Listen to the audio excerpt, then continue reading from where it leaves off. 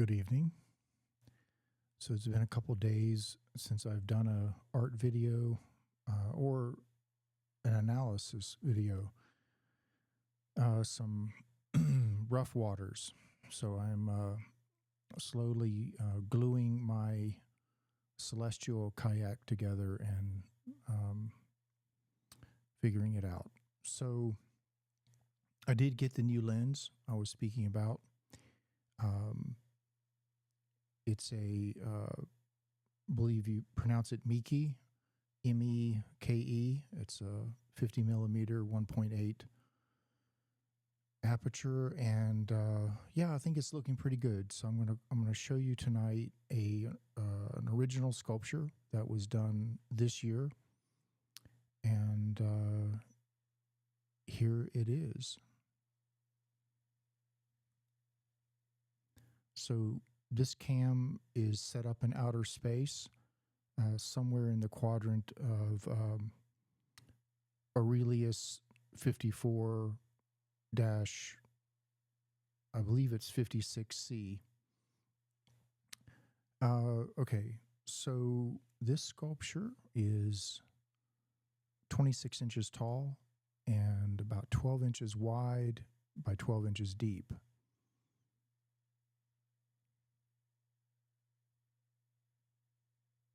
In the YouTube format, it's going to be hard to see some of the finer details. I may do a close-up manual videoing of this piece.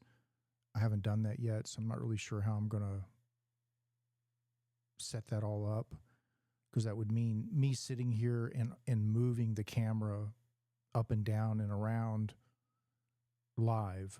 So we'll see how that goes. But ultimately, you can make your screen bigger, put it on high definition, and see how that works. So this piece was quite involved. Again, it's a 2 feet tall, 26 inches tall. So I would consider this a big sculpture. As far as my scale goes, I mean, I've done the largest sculpture I've done in this style is 7 feet tall, called The World Creator, and it is in a process of getting cast in like a resin studio copy. I just haven't set that up yet. This piece does not have a name nor a story. And you've got a mushroom base with these sort of English hedge thorns growing out of the underside of it.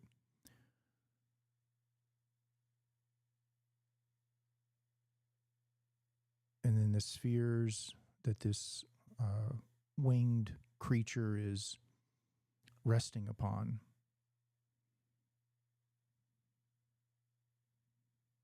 And you can see that it has these sort of oceanic, sea-like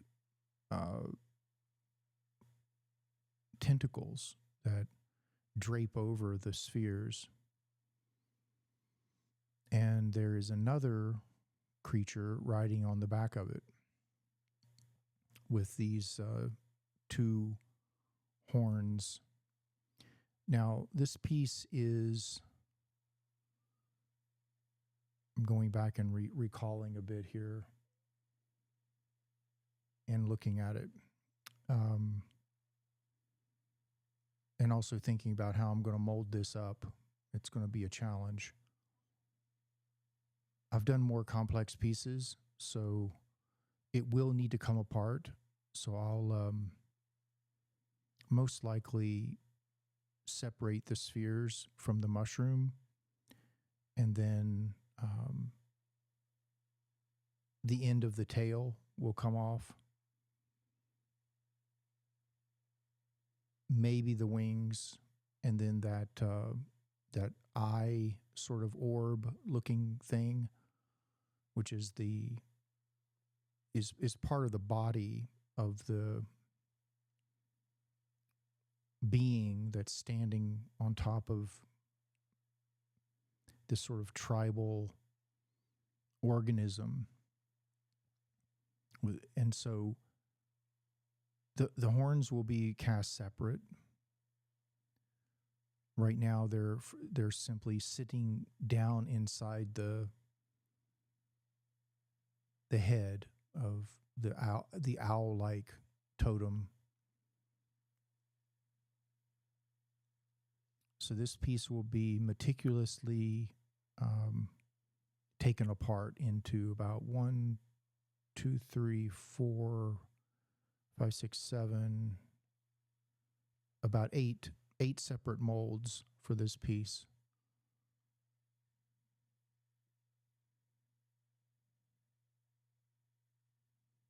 And it's another nice thing about pewter is it lends itself to being in parts and pieces.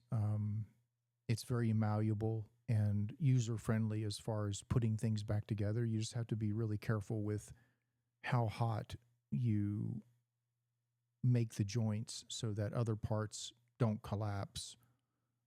But once you make a few mistakes, you learn pretty quick.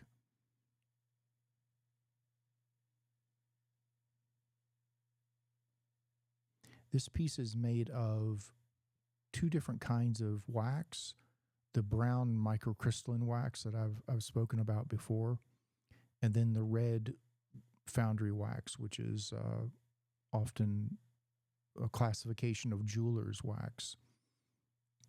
And it's a harder wax that bronze foundries make the lost wax replicas from the molds of the original sculpture into. It's just a more hardy wax that holds up to being handled a lot and having all the vents and channels fabricated onto it so that the bronze can flow to all the extremities and that air can escape, etc. There's a few found objects in this piece, not very many, maybe about 1% of this whole piece. Not even 1%, like 0.3% or something. You've got the wooden round, like donut-shaped discs on top of the mushroom. And then those round spheres are styrofoam orbs coated with wax to give them texture and so that I have more control over the final surface, what it looks like. And then the eggs, those are from a craft store, and I got those maybe about 4 or 5 years ago. I reclaimed those when the piece comes out of the 8 molds that it's going to take to record this piece. There's quite a sophisticated mask in the backside there. As you can see, it has 2 sets of eyes, and that's another face looking backwards, all part of one organism. So you've got 2 consciousnesses, basically, back front to back and back to front. So basically, there's 2 fronts. But in essence, as far as how the piece displays, it has, this is the front coming around right now. And my sense around this piece is that it's going to have a dark patina.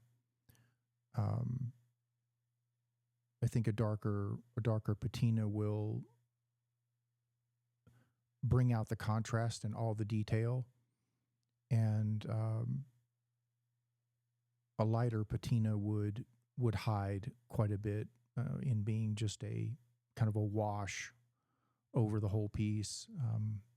This piece will be quite dark and like a sepia tone black, like maybe 80% black ink, India ink, and 20% sepia tone, and then I'll brush back with quad aught steel wool very carefully, only key areas of the piece.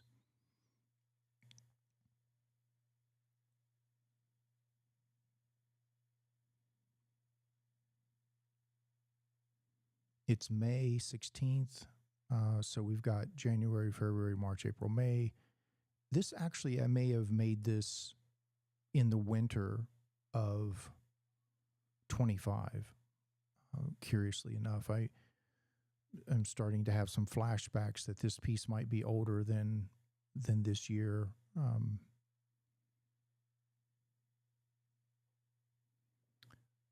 And feel free to leave comments in the comment section, and like and subscribe, share the channel. I'd appreciate it. And ultimately, for me, creating these pieces is a break from being on Earth. And I feel like we get caught up a lot in the obvious human paradigm. And my other channel is a testament to that, my other YouTube channel. But I also feel like we are more than that, much more than the obvious. And to me, sculpture is a kind of proclamation of that, but not in a egoic way, just simply that it can be done and it does exist inside of us. And here's proof. And I feel like I'm from the Gen X side of things, and pragmatism and dignity, courage of character, these kinds of things are getting very rare. A lot of people often post Gen X mistake silence for violence, and I think it's just simply the immaturity of curiosity, basically. There's a lot of character aspects to the Gen X group of individuals, a timeline of when we were children and how we were growing up and our epigenetic influences and how we were wired as a kind of collective social experiment by life itself. No one can do it intentionally and do it right. It just happens. And so we have a lot of stuff going on inside of us, and we manifest in certain ways that later generations mistake as ethnically, or not ethnically, but morally questionable, because they're interpreting it through a different lens. So the message itself gets lost in translation. And when you explain yourself to another Gen Xer, they totally get it. They understand where you're coming from.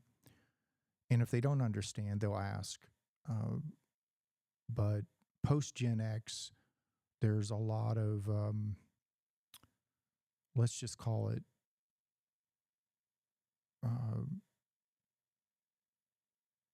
quick to judge without thinking and without questioning the target of said judgment.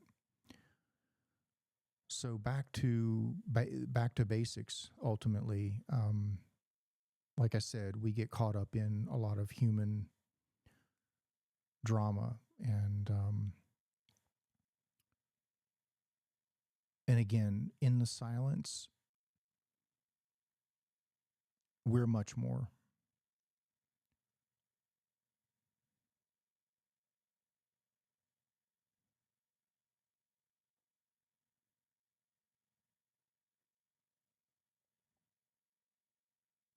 And I'll often, when I'm sculpting, I'll be participating in watching some sort of series on Netflix, uh, something that's aligned with my mindset.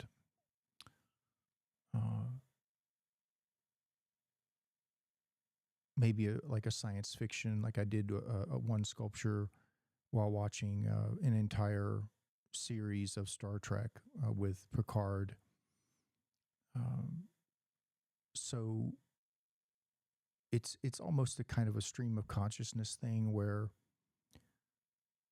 my attention, there's the background attention, which is the movie, and then there's the foreground attention in what I'm doing, and they're both happening simultaneously, and they're connected like Siamese twins in the moment, and they're exchanging off of each other.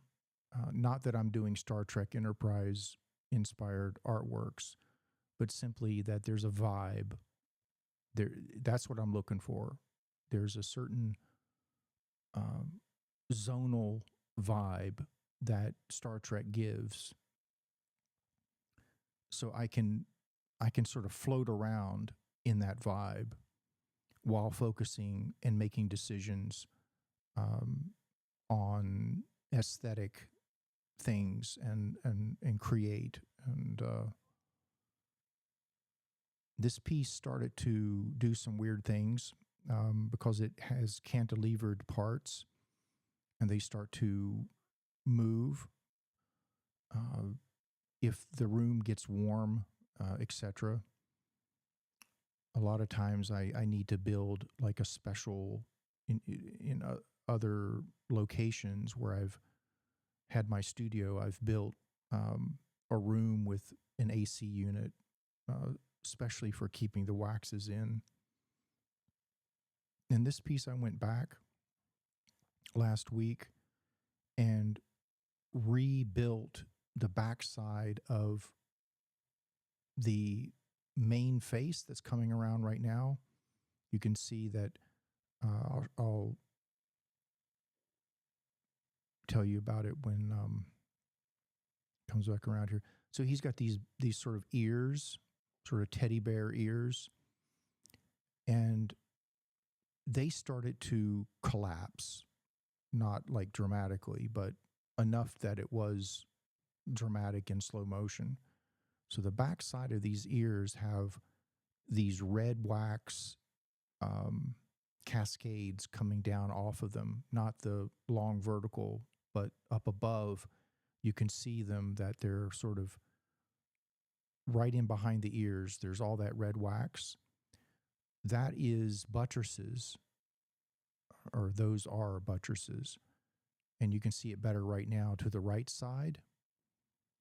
It looks like kind of like lava flowing. So that's all one unit. And when it's really hard wax like that is, I set the wax block under a halogen desk lamp, and it heats it up and gets very malleable. And then I can move it around and form it. So I formed these buttresses for the ears to be more rigid. So now they have not moved for an entire week, which I'm really happy about, because this thing juts off away from his face a good 2 inches. And it's very delicate. And so, and it sort of frames his face as well. And all that is, at least to me, super important to keep all that integral prior to making the mold, that everything stays in place and in good form.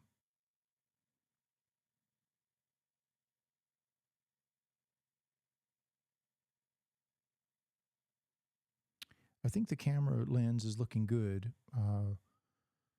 It's going to take me a little while to get used to it. And also, there's something else I want to share with you guys in case there's any Streamlab nerds fooling around with things. So I turn my camera so that it's recording right now in the video sideways. And I never could figure out in Streamlabs how to get the sideways vertical, because it shows up as, even when you put it in dual outlet mode, dual video mode, and change the settings from, say, let me see here. Regular is 1920 by 18 or 1920 by 1080, and if you change it from that to 1080 to 1920, you still have two horizontal screens, but the video is being displayed vertically, so that doesn't work. You need to get the screen to go vertical as well in Streamlabs. So Streamlabs is very vague in how to do that. So here's how to do it. You go to your sources list in Streamlabs. So ultimately, I can't show you, but next to, well, yeah, the sources is the middle area of your Streamlabs. You've got scenes, sources, mixer. In the middle, you've got your sources. Right now, I have video capture device 1 and 2 and image, which is the outer space situation. So you go to sources, and there you are. Then you click on whatever video device that you want to affect the screen. So mine is the video device number 2. You go to the gear, and you right click on it. It's very important. So go to your sources list in Streamlabs, click on your video capture device to highlight it. Right click the camera source, which is the gear icon. Now, when you do that, a drop down menu will come, and it will say, and then you select transform. And then when that drop down menu comes, you either rotate it 90 degrees clockwise or counterclockwise. I rotated it 90 degrees clockwise, and voila, we have this situation. So none of that. You have to know the innards of Streamlabs, and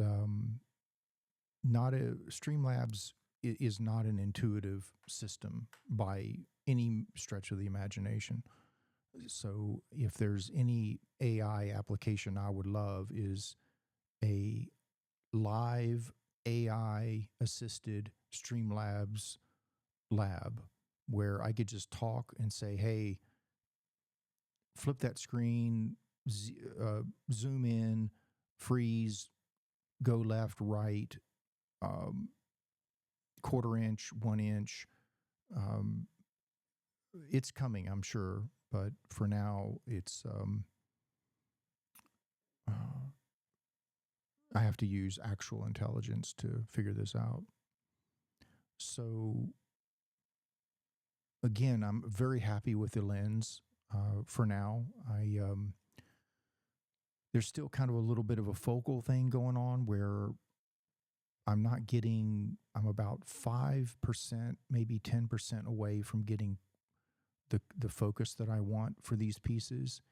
And I'm still not sure whether it's the video feed, the camera lens, some sort of syncing situation between Streamlabs software and the camera software, whether it's where the USB-C is plugged into and how it's being translated through the iMac.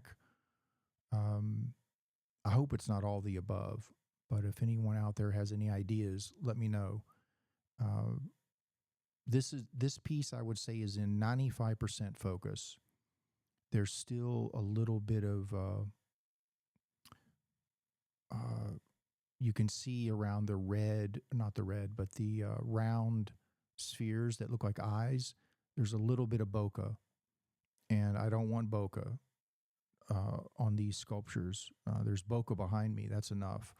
So, but for the purposes of sharing the sculptures at this stage in the YouTube channel's evolution, I'm pretty happy with it. So I'll end here. Thank you very much for stopping by, and I will see you anon. Take care, and have a good rest of the weekend. And may the force be with you.